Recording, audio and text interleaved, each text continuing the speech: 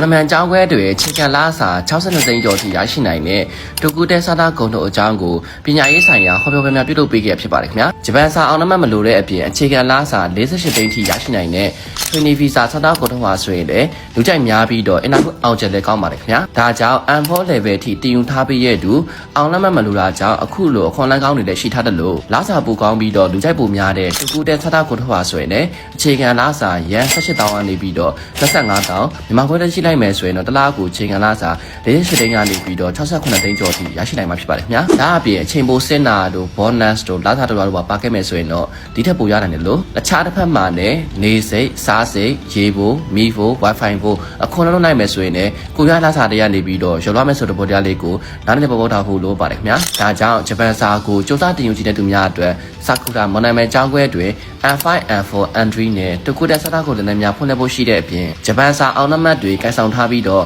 အင်တာဗျူးဝင်ဖြေဖို့အတွက်အခက်အခဲဖြစ်နေတဲ့သူများအတွက်လည်း interview training class တင်တဲ့များလည်းဖွင့်ထားရရှိပါတယ်ခင်ဗျာမော်လမြိုင်ကျောင်းခွဲရဲ့လိပ်စာလေးရတော့အောက်ဆလမ်းမပေါ်မြန်မာနိုင်ငံရောက်ကွက်ထဲမှာတရှိရဖြစ်ပြီးတော့နေရနာတရှိများအတွက်လည်းရောင်းလေးအဆောင်တွေမိန်းကလေးအဆောင်တွေစီစဉ်ပေးပါတယ်ခင်ဗျာတင်ချစ်ခင်ရတဲ့တိတ်မဆွတ်တဲ့ငယ်ချင်းများအတွက်ဒီဗီဒီယိုလေးကို like share လုပ်ပေးဖို့လည်းတောင်းဆိုလိုပါတယ်ခင်ဗျာဒီဗီဒီယိုလေးကိုအဆုံးထိကြည့်ပြီးရတဲ့အတွက်လည်းထူးထူးရှိပါတယ်ခင်ဗျာ